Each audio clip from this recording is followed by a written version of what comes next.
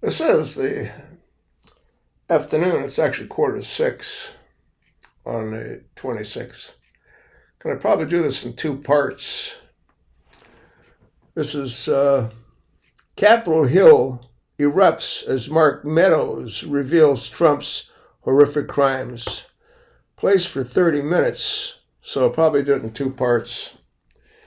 Let's have a listen. But when it comes to Mark Meadows, this seems very important. When it comes to Mark Meadows, we also today got a brand new, previously unheard assertion from his top deputy, Cassidy Hutchinson, about what Mark Meadows did around this time and why he did it.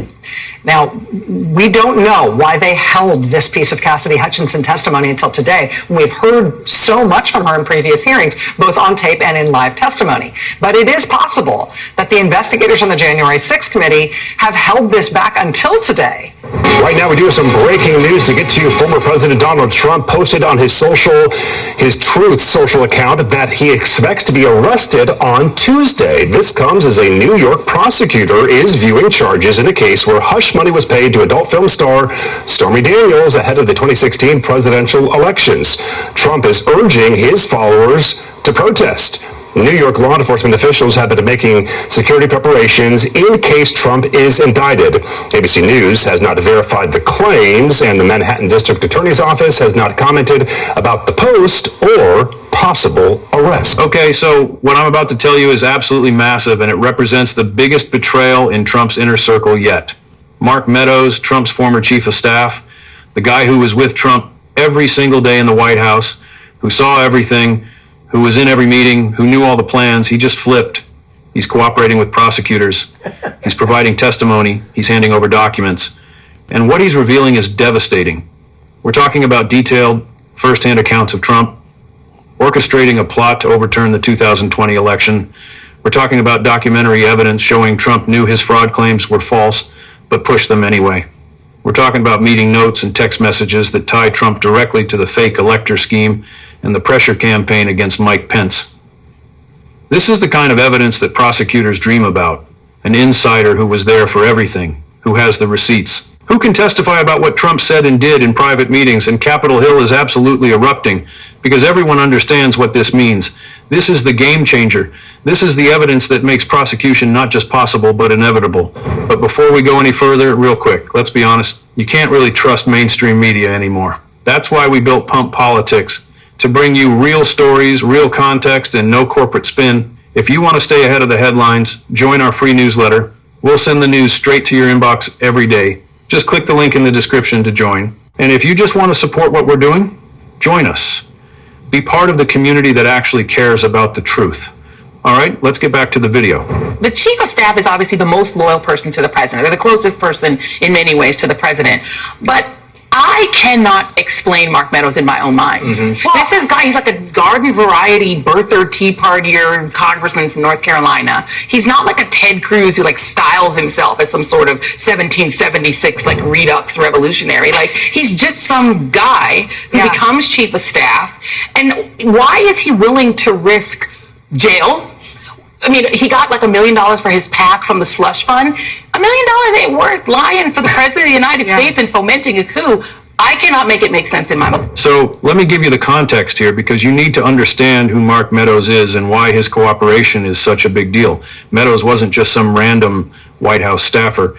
He was Trump's chief of staff. That's the top position in the White House after the president. The chief of staff controls access to the president, manages the White House operations, coordinates between different departments, is in virtually every important meeting, sees every important document, knows about every major decision.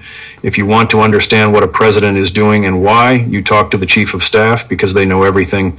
And Meadows was Trump's chief of staff during the most critical period, during the 2020 election, during the efforts to overturn the results during January 6th. He was there for all of it, saw all of it, participated in all of it, and now he's telling prosecutors everything he knows. This represents the ultimate betrayal from Trump's perspective, because Meadows was supposed to be loyal, was supposed to be one of the true believers who would never turn on Trump no matter what, and for a long time, that seemed accurate. Meadows defended Trump publicly, refused to cooperate with congressional investigations, stood by Trump even as other former officials started distancing themselves. But something changed. Maybe it was the weight of the evidence against him. Maybe it was prosecutors threatening him with serious charges. Maybe it was his lawyers convincing him that cooperation was his only option.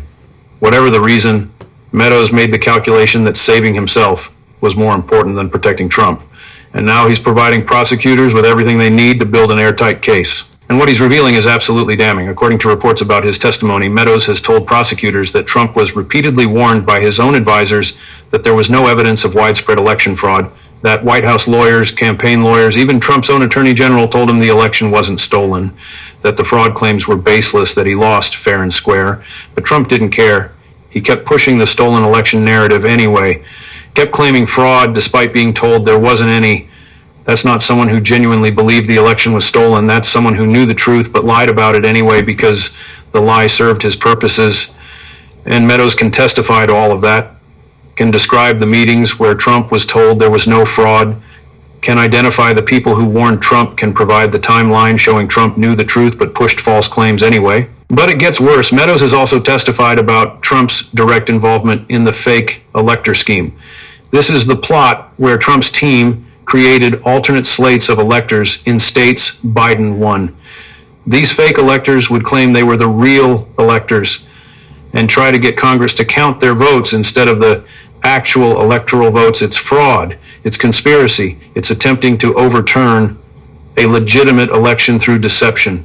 And according to Meadows, Trump wasn't just aware of this scheme, he was actively involved in it, was in meetings discussing it, was approving memos about it, was directing his team to coordinate with Giuliani and other lawyers working on the fake elector plan.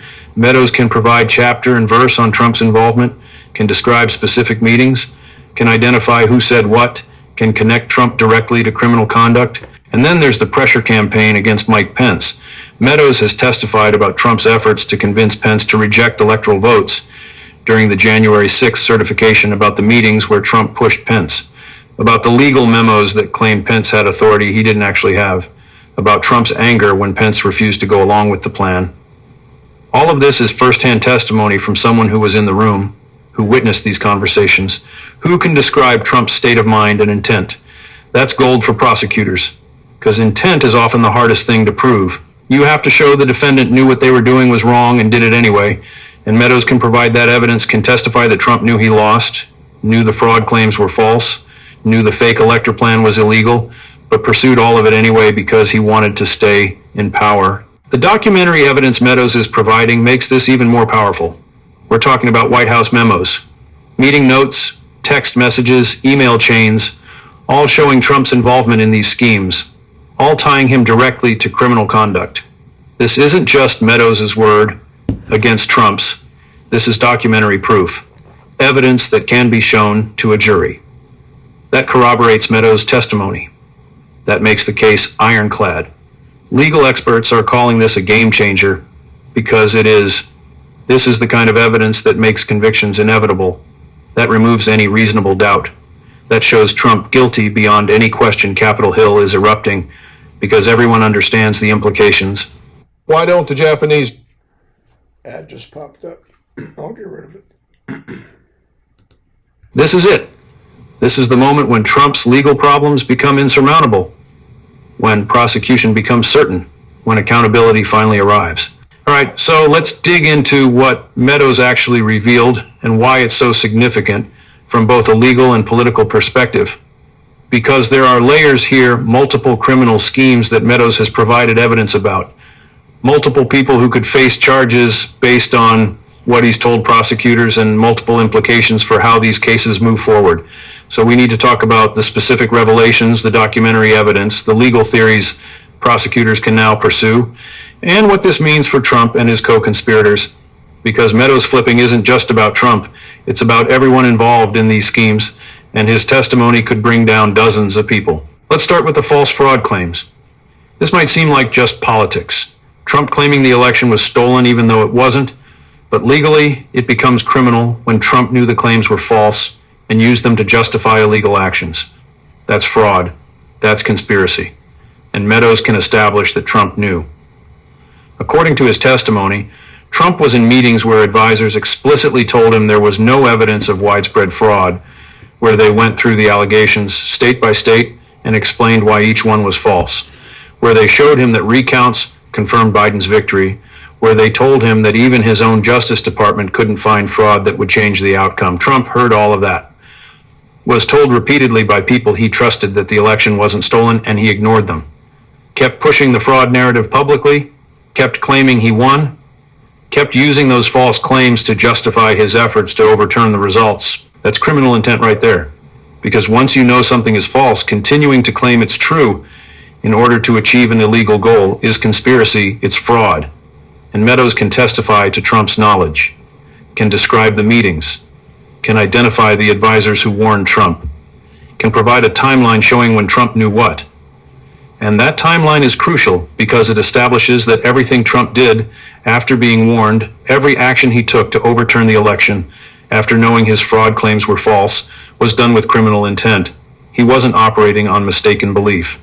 He was knowingly pursuing illegal goals based on lies he knew were lies. Now let's talk about the fake elector scheme, because this is where things get really serious. The basic idea was to create alternate slates of electors in states Biden won. These fake electors would meet, cast their votes for Trump, and send those votes to Congress. Then during the January 6th certification, Trump's team would try to create confusion about which electors were legitimate. Maybe they could get Congress to delay certification. Maybe they could get Mike Pence to reject the real electors and count the fake ones. Or maybe they could just create enough chaos that the certification couldn't happen and Trump could claim authority to stay in power. It's a convoluted plan, but it's also clearly illegal because these people weren't the real electors. They had no authority to cast electoral votes. Creating fake documents claiming they were electors is fraud. Submitting those fake documents to Congress is another crime. Conspiring to do all of this is conspiracy. And according to Meadows, Trump was directly involved. Meadows has testified about meetings where the fake elector plan was discussed, where Trump and his advisors talked about which states to target, where they coordinated with Rudy Giuliani and other lawyers who were organizing the fake electors on the ground, where Trump approved the strategy and directed his team to move forward with it. This is direct evidence of Trump's involvement, not speculation, not inference. Meadows saying I was in meetings where Trump discussed this plan and directed people to execute it. That's conspiracy. That's the kind of evidence that gets convictions. Because Meadows isn't some peripheral figure. He's the chief of staff testifying about what he personally witnessed. And Meadows has documents to back up his testimony. We're talking about White House memos discussing the fake elector strategy, meeting notes from gatherings where the plan was debated, text messages between Meadows and others coordinating the effort, email chains showing communication between the White House and lawyers working with fake electors in various states.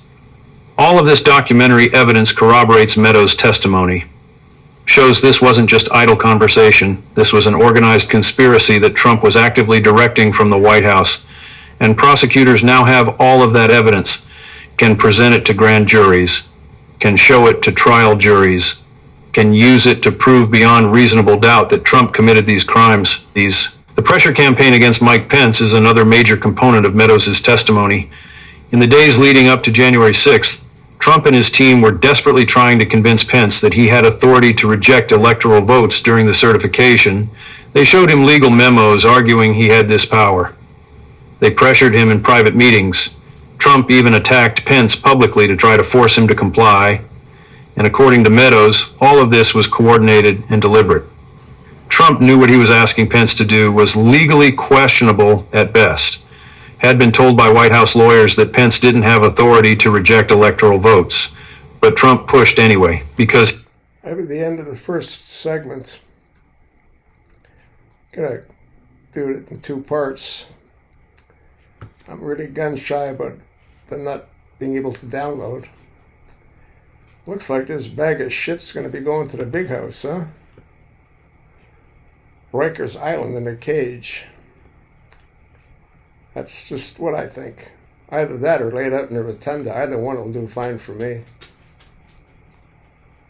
I can't do this alone, folks. Hey, just so you know, that bag of shit flies back and forth from D.C. to Florida. You know what it costs taxpayers? Well, exclusive of his Cadillac being flown and his helicopter being flown, exclusive of that transport and the Secret Service vehicles being flown, Just Air Force One, there and back, close to $5 million. He does it every fucking weekend. That bag of shit needs to be put in a slammer. The sooner the better.